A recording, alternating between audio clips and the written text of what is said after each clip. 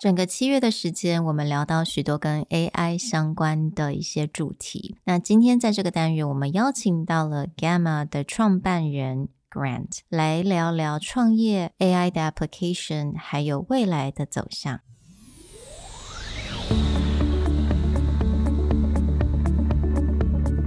Hello， 欢迎来到 Executive Plus 主管与沟通力的 Podcast。I'm Sherry, an educator, certified coach, and style enthusiast。我相信专业有效的沟通是语言跟逻辑的完美结合。And I'm Nick, a startup consultant, corporate trainer, and late-night gaming junkie. I believe great communication requires the right mindset and solid frameworks. 我们希望带给大家职场英语的技能、跨文化沟通技巧与其他能帮助您成为出色领导者的工具。Join us each week as we share our experience, research, and methodologies to take your communication and language skills from good to great.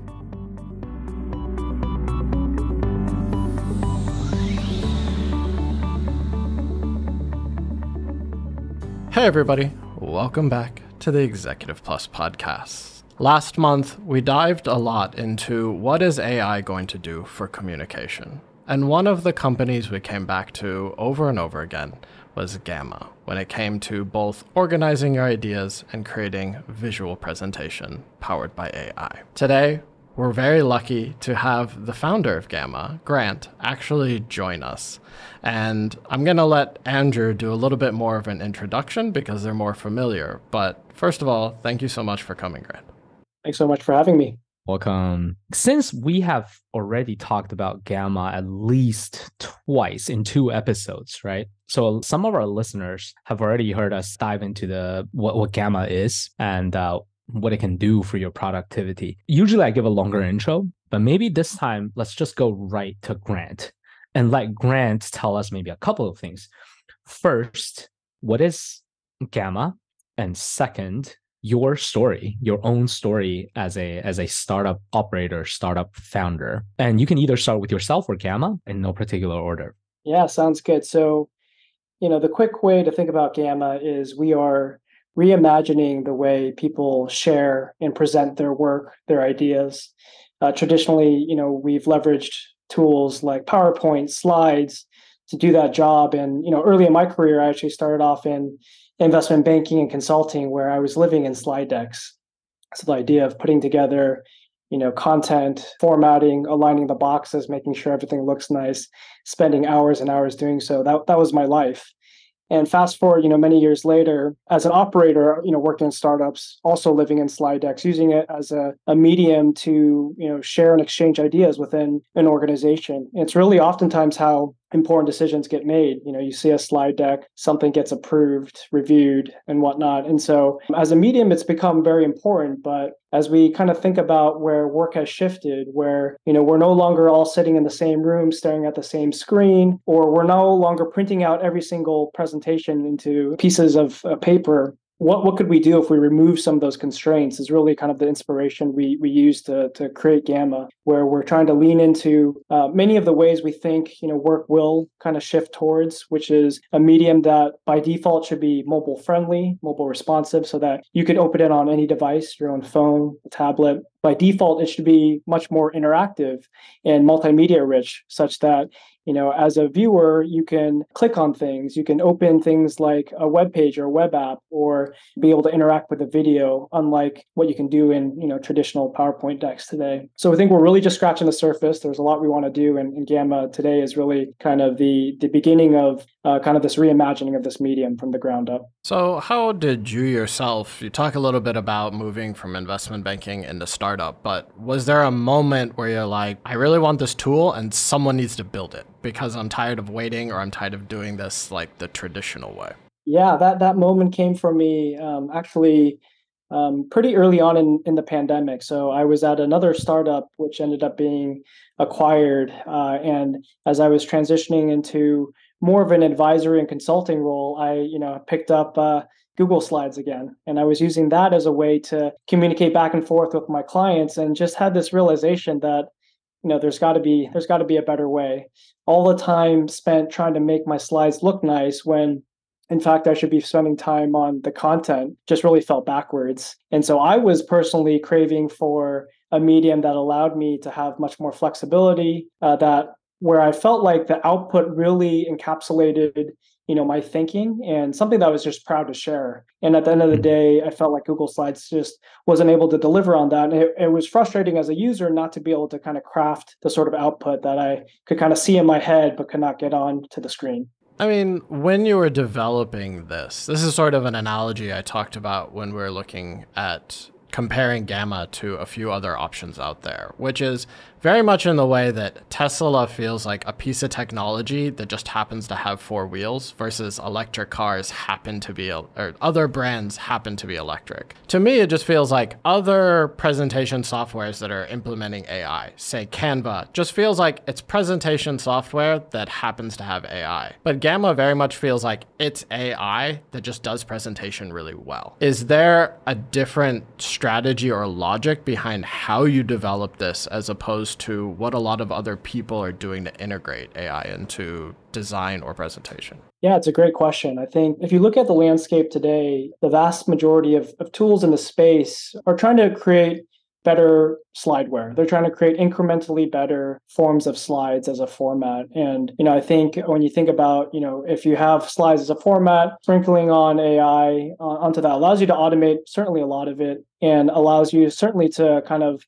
unlock probably some capabilities that for the average user would be difficult. Our entire premise starting Gamma wasn't to build better PowerPoint. In fact, it was to build the anti-PowerPoint, which is to say that we needed to come up with a new set of building blocks, new set of primitives that really just changed the way people approach content creation in a tool like ours.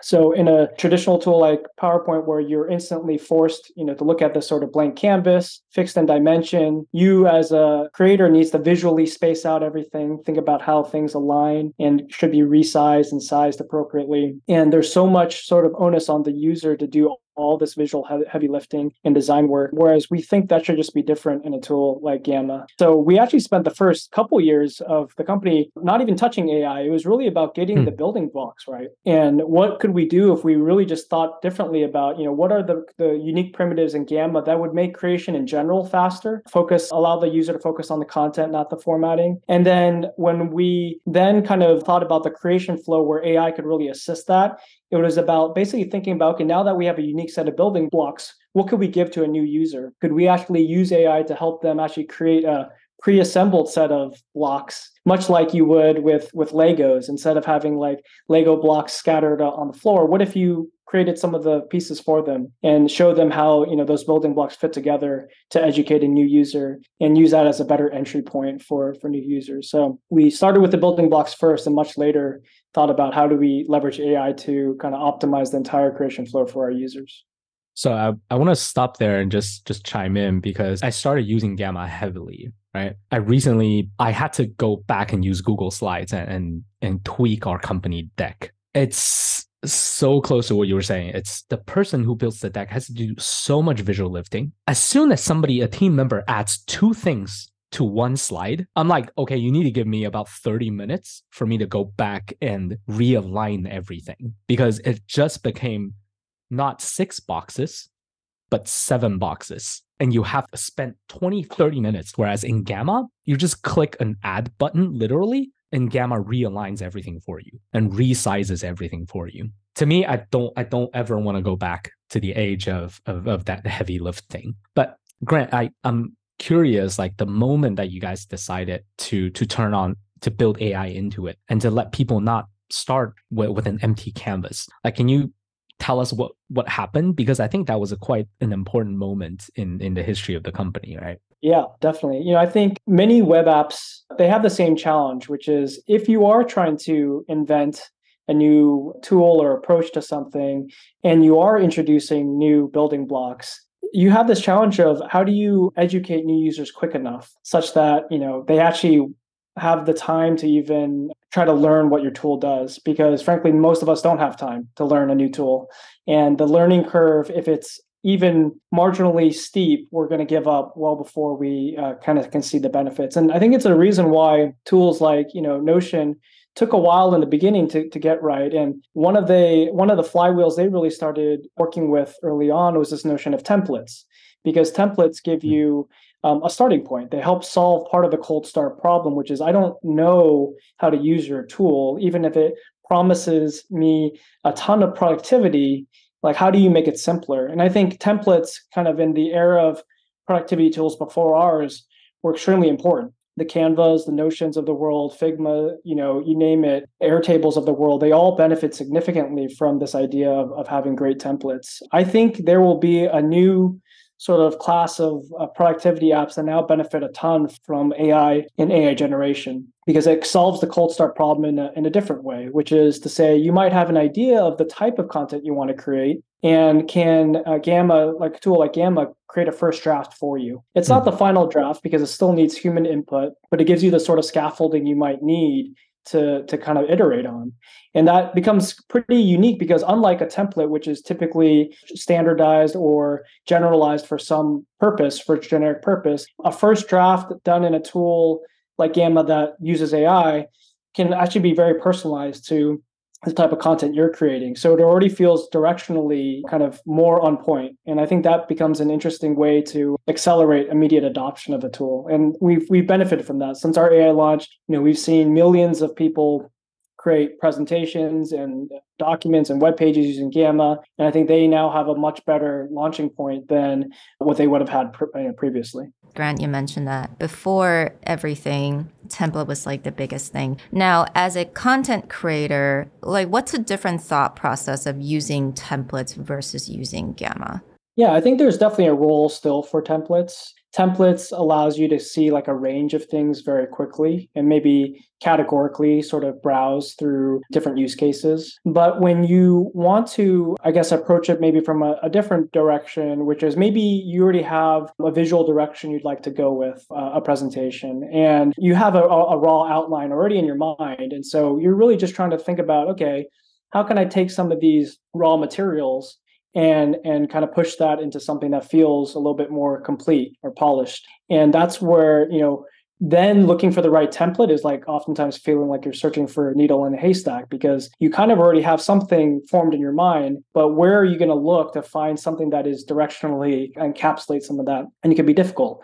But if you can tell and kind of explain it to AI and have it kind of create a first attempt, and even if it doesn't get it perfectly right the first time, you can continue iterating with AI to say, oh, the look and feel of this isn't quite right. Can you make it, can we change the color palette to be a little bit darker? And you can kind of iterate there. And then you can go back and say, the language used in this presentation, maybe not professional enough. So can you change the tone? And so it really is about like then kind of having this starting point you can continue to mold, which I feel like, templates oftentimes aren't as moldable. They're a little bit more rigid and a little bit fixed. Because you've taken so many, let's say, counterintuitive or the opposite approach, like you said, the anti-Google Slides, or now moving away from just purely templates, which became the big thing with the rise of productivity tools. Have there ever been moments where you're taking a very different approach, but whether it's a milestone or just a user's feedback, et cetera, where you just kind of were like, holy crap, it works? Yeah, definitely. I mean, feels like that happens on a weekly basis. I feel like what's interesting is that just in this moment in time, part of what we're going through with AI and this sort of, shift, this major technology shift in general, is that much of it, I should say, is actually out of our control, which is you'll have tools or technologies like ChatGPT that come about, and all of a sudden people's familiarity with interfacing with AI dramatically changes. Pre-ChatGPT, when you talk to people that were using AI in some workflow, it didn't seem as accessible. It didn't seem as approachable to the broader community of users. And all of a sudden, once ChatGPT came out and everybody's talking about it and sharing screenshots and talking about use cases, the familiarity of chatting with AI changes the kind of willingness for people to try new things, because it does feel much more approachable. And I think we've benefited a lot from that. If I were to think about, a year ago, thinking about using Gamma and interfacing with our own AI being able to talk to AI and ask for like a different visual layout, I wouldn't have thought that would be possible. But today people are using that on a daily basis. Every day going into Gamma, be able to create content on the fly, create dramatically different visual layouts just by asking for it. And that still kind of blows my mind that it just works so well. And certainly we're still very early on in this journey, but I think we're seeing kind of glimpses of things that will be possible very soon and that we're just tremendously excited for. Yeah. And I'm also curious, Grant, like, can you think of specific things that you had Gamma's AI do that you were like, holy crap, that worked perfectly? Yeah, I mean, creating, for instance, oftentimes you want to create like a table with information. And so we were creating a fun template for one of our users today, which wanted to look at, the best time of year to visit different cities within a country. And you can basically just say, give me a table. And with that table, give me, either cities or islands or countries, whatever it may be, and tell me what are the best times of year to visit that location, and it just created that table for you. So that's just one example. In this case, more of a fun example of something you could quickly create within seconds and gives you an output that can then be used by your user. Speaking of which, is like, now that you've opened up and you've had millions of users come on board, how much of your feature creation or decision making is this is the original path we were going down, or this is the roadmap we have, or how much of it has been affected by users just coming up with creative or different ways of utilizing the product and taking it? Has it gone in places that surprised you? Like, oh, I didn't think that you would use it that way, but sure, that makes sense. Yeah, I feel like there's definitely always going to be a healthy, mix of both. As the team building the product, you come with your own sort of intuition for what's needed in the space. And then if you're lucky enough and you feel like you're kind of on this path to product market fit, oftentimes it gets described as, users pulling the product out of you as well. All of their needs, demands, their wish list requests. And I feel like we're seeing a little bit of both right now, where certainly there's a long list of features that users are asking for. And I think we balance that out by really trying to fundamentally understand, like, what are the biggest problems we can solve for them, or where are the biggest opportunities we can really unlock even more productivity for them. And we take their input obviously very seriously. We go through that, but we also then come up with, our own sort of prioritized list of things we think we want to ship. We test a lot of those early with our early users. We have a version of basically a community where we have a lot of our power users in Slack, where we share ideas that we're working on, oftentimes even at the prototype stage, just to get initial feedback to see if, directionally we feel like we're in a good spot. And then as we get to higher fidelity output, then we open up the aperture even further, oftentimes A/B testing different solutions with a broader set of users, and then finally releasing those to the entire user base. So I think it's always going to be sort of balancing those two ends, like one, your own intuition, and the other is, the request that your users are asking of you. And I'm just curious, how do you balance that? Because it's always been kind of, for me, for a lot of startups, founders, it's just difficult because you have to listen to your users, but then you have to follow your own intuition. Is it difficult, or you have a process doing that? It's definitely difficult. I think the process is that you are constantly iterating. So it's not a one and done, especially when you're releasing a new feature, for instance. That release is not the end. That release is the beginning. It's the beginning of learning even more. And I think that's, if you approach it with that mindset, then you recognize that oftentimes what we're trying to do, which is, I mentioned kind of delivering on a new set of building blocks, you're going to get it wrong some of the time. And I think there's got to be a willingness to take a step back, sometimes even tear down what you've built and retry, because what you did was just not good enough. Maybe it was an okay first attempt, but you don't feel good about that building block. You can go back and revisit it. So it is a sort of never-ending pursuit of iterating until you get something that feels good, and likely it can always be better. So you'll revisit it again at some point. And I'm not trying to pivot the conversation too much, but really curious. And I think a lot of our listeners who are not in startups may be very curious, is that, as a very successful startup co-founder, you have a lot of investors.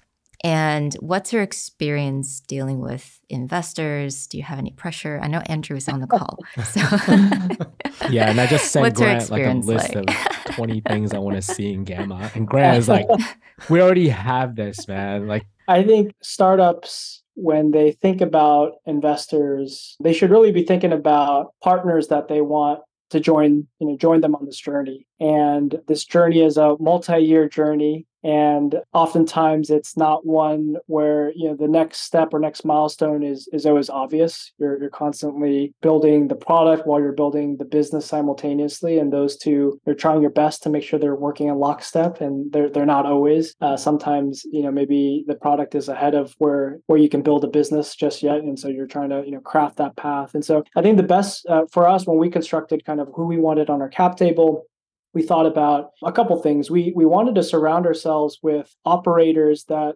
understood the space. So broadly, sort of collaboration and productivity, people that have used different tools and could help us build the sort of collective, basically the ability to really have knowledge of the space and understand where are the shortcomings or where are the biggest challenges in the existing tooling, and where could Gamma potentially slot into over time. I think that just comes down to like a well-rounded bench of operators and investors that just understand the space broadly, so that we could always stress test our thinking as we're coming up with different things. And then certainly if you're working with investors that have an extensive network, then you can benefit from them being able to tap into their network when you do want to be able to share your product more broadly. And so every step of the way, it's about how can we build a strong set of investors that can support us across many different phases of growth, as well as opportunities to tap into that collective network, into sharing more about Gamma, and as we open up the aperture to more and more users, helping them kind of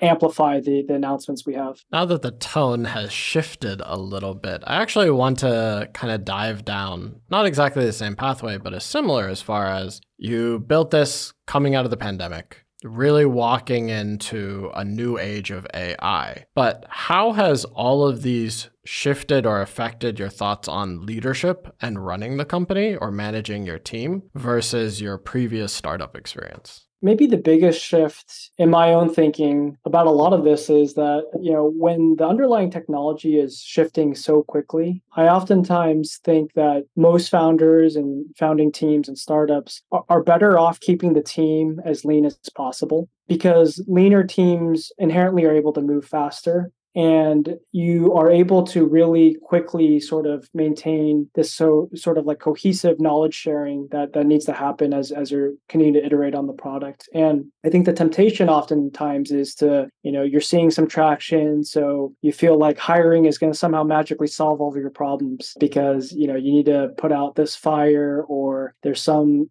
area you're not able to scale quick enough. But in fact, doing so oftentimes then creates an organization that, in fact, moves much slower and isn't able to move as quickly when maybe there is a change in the underlying technology that warrants, a different approach. And so I think my advice, always easier said than done, but to the extent possible, while the underlying technology is changing so quickly every single day, every single month, keep the team lean, keep the team sort of in a mode that is both patient but ready, and hopefully do that as long as possible, such that you're able to then just create a much more efficient engine for yourself. Can you say a little bit more about being patient but ready? Like that kind of intrigued me. Yeah, I think it's this notion that when the underlying technology is changing so quickly, you need to understand that fundamentally you might be making some bad bets. Some things might not pan out. And so if you can be patient, then it's knowing that it's okay to make, some of these mistakes here and there. Something is, you can unwind it still. But when you do see the moment in time where you've experimented with something, it's not working, experimented with it again, it's not working, all of a sudden the underlying technology, maybe there's some advancement in the way, for instance, like working with large language models, all of a sudden there's some unlock. And all of a sudden now you're able to leverage that in a way that is meaningful for your product or your user base. Then you should feel like you have conviction and you can now go all in. But if you were to immediately rush into the first kind of implementation of that because you just felt like you wanted to like push forward and you felt like you weren't patient enough to actually, wait for some of this resolution, then you're settling on something that probably is okay, but not great. And you then lock yourself into this approach that may have many, many years of, implications for yourself. And many years later, it's going to be much harder to unwind if your entire user base is already married to this one or locked into this one approach. So I think that's where it's almost being willingness to kind of test many different things, trying to build your own sort of intuition around when something is ready and when it's not. And when you feel like it is, then being able to go all in and push forward fast. Do you think that's easier to do as well when you have a small team where the culture is quite clear and it's easier to align across, especially the co-founders, but also everybody? Yeah, totally. I mean, small teams inherently are not going to have as many silos or swim lanes as larger teams. And when you have assigned one owner to own like one big decision and they've come to some sort of conclusion on what that decision should be, it's much harder than to go back and say, oh, actually, you know what, that was the wrong way of doing it. Let's completely undo that. The ability to make decisions quickly, I think, is definitely in favor of, smaller, leaner teams where there is that collaboration inherently baked in because everyone sits in the same room. I was going to say, because you've talked quite a bit about the idea of before not getting married to something, realizing when you need to walk it back. What's the kind of self-talk or what's the kind of team discussion you have when you just feel it's not working, but you've already put in that time and resource? And how do you guys come to the conclusion, like, we need to kill this? Or do you have any examples of a time that you had to do that? Yeah, I'd say, a lot of this is probably baked into a company's DNA or their principles or their values, whatever you want to call it. And for us, we have a couple that sort of are important for this particular topic, which is like one, this notion of craftsmanship. So, delivering a product that you feel is, again, something you're proud of. You put it into the hands of users, you're excited and thrilled that they're using it. And whether it's a feature that is user-facing or not, even if it's something that they may not actually interface with, it needs to like live up to that promise as you as a craftsman are delivering that. And the second part of this, which is maybe the other side of the coin, is kind of honest and open communication internally. So when you feel like you're shipping something and it just misses the mark, it's just not good enough, I think everybody on the team has a responsibility to share that feedback with every other team member. And when the bar is not being met, then we have that conversation. And more recently, we've been playing around with a lot of different, obviously, parts of AI generation. AI images is an area we plan to ship very soon. But for a long time, AI generation, when it came to images, just did not meet our quality bar internally, and we were not able to put our stamp of approval on it. And so we have tested it and we quote unquote wasted a bunch of time, but really we think of it as investing and going back to being patient. Like we needed to be patient and to ensure that we gave this set of features enough time to bake properly, to get it to proper form. And now we're in a position where we think very soon we'll be able to release a feature like that and get it to the hands of more users. I would imagine that specific feature, you also probably get quite a bit of outside pressure from users really wanting it, probably investors going, well, everyone else has that. Why haven't you built it in? So is that something where you really just had to balance out, okay, we got a lot of external forces pushing us to do this, but like you said, we have our own timeline, we have our own quality level. Is it something that you feel that your team holds that persona or holds that belief together? Or is that something that you or a co-founder really just have to hold that, even though even internally, maybe you get some pressure? Yeah, definitely. I think when it comes to, you mentioned some of these external forces, everything outside of the users and maybe what you believe could really benefit the users, nothing else matters. It doesn't matter if investors are asking for it. Sorry, Andrew. Doesn't matter if you see competitors or other tools in the space doing it. None of that matters. It really is like you're trying to balance everything you can do to bring goodness to your user base. And we recognize that this is just an area not only have early users been asking for it, but we just recognize that there's huge potential. This is a part of what we can deliver on and give them outsized return in terms of value in a product like ours, where simple input can give you dramatically impressive outputs. And I think that's that's something that we wanted to deliver on. But I think what we then go back to the values of, as we're trying to implement it, if we just can't get to a place where we deliver on the promise, then we can't just ship a half-baked feature or product out there. And so I think, I don't think we got any resistance internally. I think everybody actually really fundamentally was on the same page. Like we all recognize, we could look at each other in the eye and be like, this isn't ready yet. And so the more recent round of conversations is that's where it feels so good when you do get to that level of satisfaction. Like, wow, okay, we've seen where we started, and now we're at the point where this is exciting because we are so thrilled to get this into the hands of users because we can actually ship it to them and just have like high conviction that it's going to do them well in their workflows and in their work.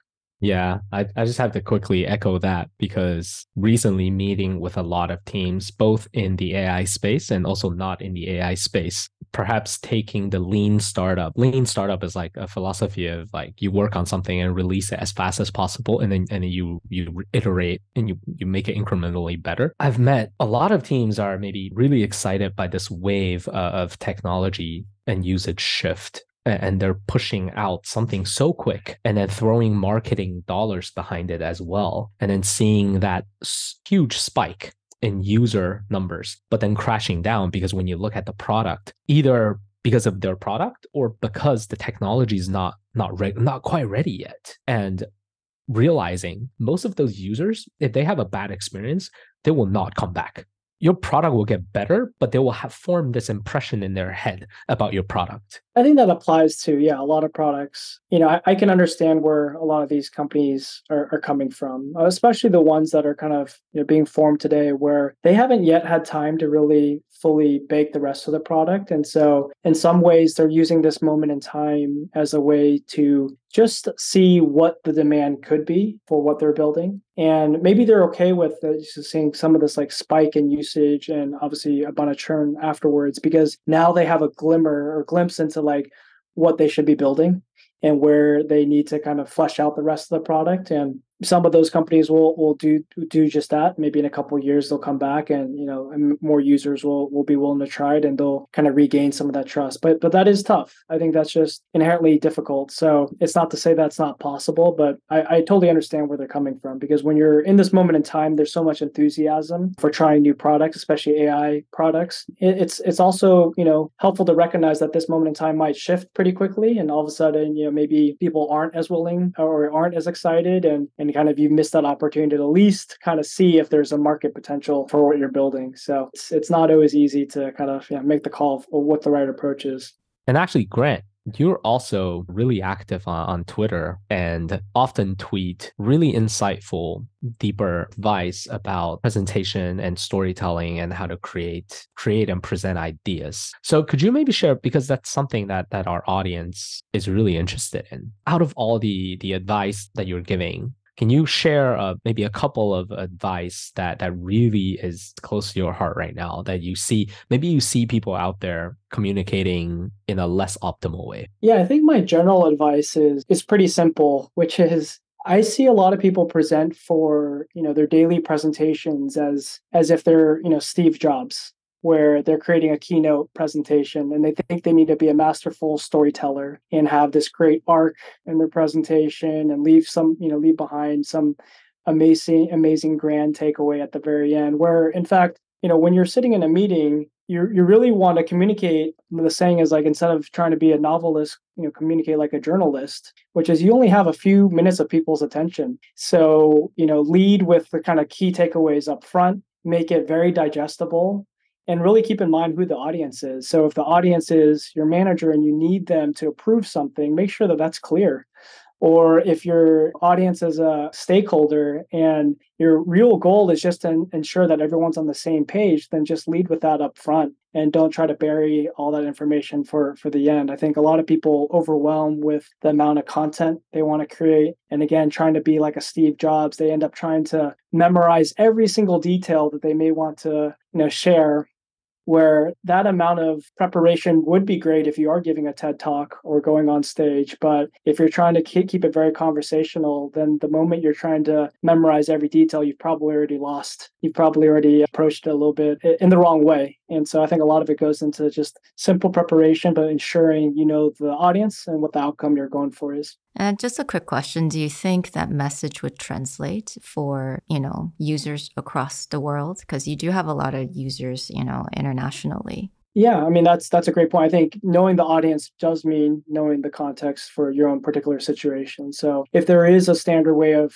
communicating with others internally, I think that's an observation that each user will have to make. And certainly, again, there probably isn't, one size fits all. But if you can understand and really be empathetic to what your audience or who else in the room, what they're trying to get out of it, I think you can't really go wrong in that sense. And if they have a different expectation because because of some, cultural differences or whatever setting it may be, then I think that's obviously something you need to recognize in your approach. But I would certainly say that here in Taiwan as well, have had that conversation at least a couple of times. That Steve Jobs, there's a whole generation of people that kind of grew up on Steve Jobs and Apple presentation advice, and they're always trying to put on a performance when the performance isn't necessary. I would rather that you spend 2 minutes telling me in simple terms about your idea, and then let's have a conversation about it. Don't have to put on the performance, honestly. Oh, I mean, the fact that it's a performance ends up oftentimes basically eliminating the opportunity for conversation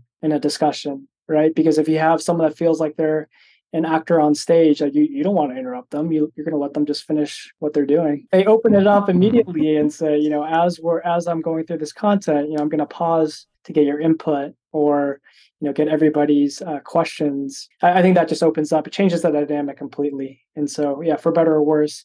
Personally, I'm a huge fan of Steve Jobs, so this is not obviously this is not to say that don't have great admiration for everything he represents, but I think it is contextual, right? So if you are in a meeting, then just ensure that you're maximizing for the output you're hoping to get. This could be the last question to end on as well, because the thinking about that kind of communication and storytelling, that's more about engagement, more about conversation, and less about performance. I'm also really curious, Grant, like as you look ahead into the future, could you paint a picture of what tools like Gamma can do for users? Like what might that experience in your mind would seem really magical?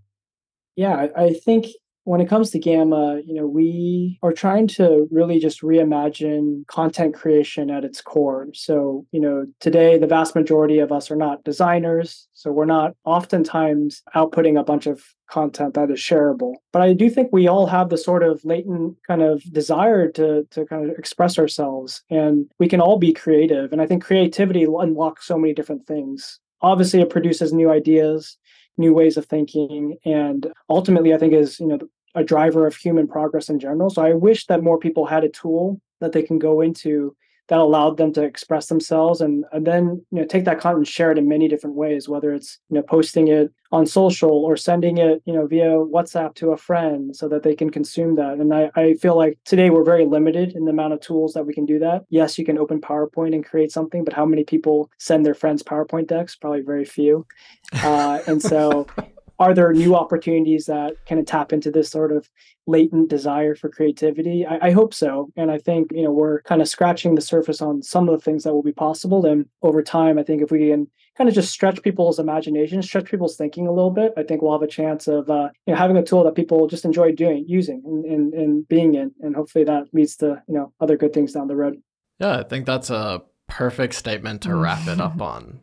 Thank you so much for your time, Grant. If anyone wants to learn more about yourself or Gamma, where should they look? Who should they follow so that they can get a bigger picture? Yeah, you can find me on Twitter. This is Grant Lee, or find me on LinkedIn. And yeah, please check out our app, gamma.app. Love to get your input. We'll put a sign up link in the show notes as well. And also maybe Grant's Twitter handle also. Well, thank you so much for joining us. We hope that you go learn more about visual communication and just good communication principles in general from Gamma and everything that Grant is building. And we'll talk to you guys next time. Thanks, everyone.